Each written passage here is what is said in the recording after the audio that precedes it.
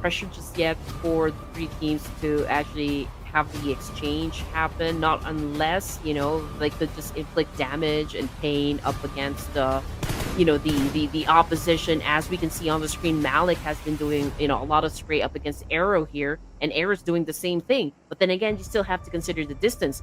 What is happening is that if they continue on inflicting pain and damage onto each other, I guess they will what will happen is the fact that the integrity of the armors will then be lessened. That's all that there is. I mean, they should have a couple of Mets to get themselves pretty much revitalized. But that area being compromised makes it very difficult for that member of former MV to even move out about since he's prone on the rocks. So it is definitely a little bit of that standoff that will not last for far too long because we're about to see the next circle appear. Who does it favor? Let's check it out. Ooh! Centralized. I guess they're not really moving too much, but Roy Esports will now have to make an appearance. Yeah, definitely. So, judging by the situation, Formerical Vibes is a bit on a disadvantage considering that we are only seeing, two of their members play. Horaa Esports with 3, so I guess, they do have the biggest chance of scoring the winner chicken dinner. But what I love about this circle is the fact that everyone needs to get into the middle part, right? So where there are less covers, less trees, and so it's a big risk, for all the 3 teams here. I guess whoever is quicker when it comes to the trigger, then that team will definitely win. True enough, while we wait for the next round of action, there is a package out in the open which comes in. Can we check out what's in the package while we wait for, the players to sort things out? Well, I guess not.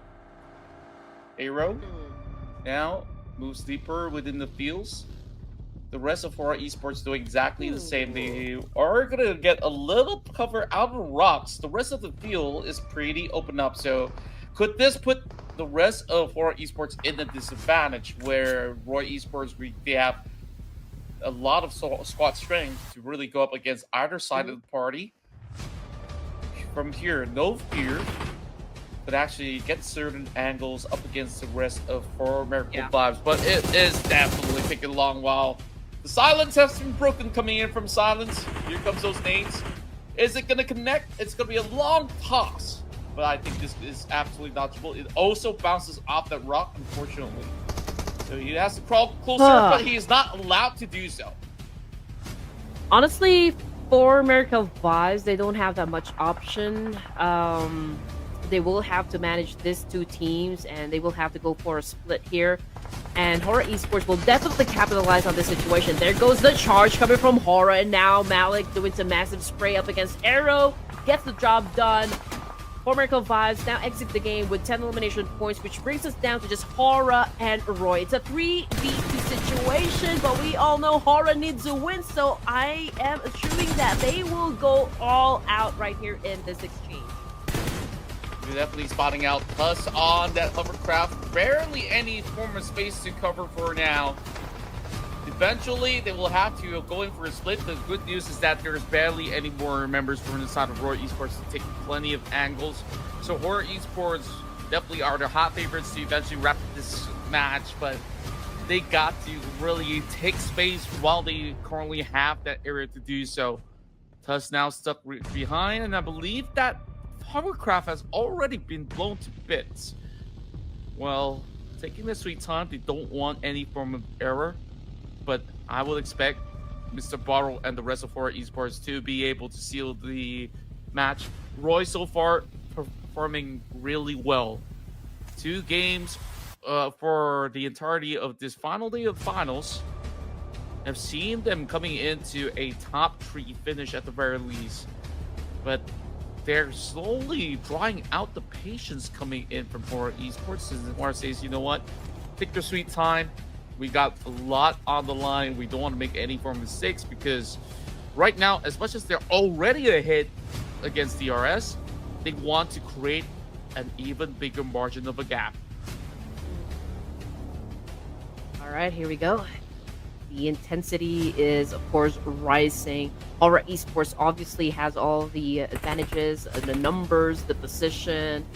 Roy Esports, I don't know what kind of tactics they need to pull out from the situation, but Juke seems to know what he's doing. He is on the ground, just slithering like a snake here, going up behind the tree for some cover. Tusk has been popping out some smokes to not compromise his position. But so far, Horaa Esports has been taking their sweet time as well. But we can see that Mr. Borrow is actually dropping a lot of bombs up against Tusk. Yes, they are right now going for that exchange. Well, they might be able to chip away some health bar, but they're losing a lot of that vision. Those sprays are starting to connect. And the longer it takes for Horaa Esports, some more space Roy will eventually get, and right now they might actually see a little bit of that advantage. Those nades are being primed right into the smokes. For what it's worth, honestly, they could just maybe risk one life to get a little bit of that opening and go for that heavy fire, but slowly as it settles down, they are doing just like I said. Driving by, they should actually know this is 2K now running around the corner, and finally they secure it. This is it. Horaa Esports gets yet another chicken dinner and will be on top of the playing field. Will be revealed to you right now. It's none other than Horaa Esports. Purple hearts and make it rain. Incredible feat. They have finally done it. After, a couple of seasons that they played out, they always come in really close to claiming the number one spot. Sometimes they did,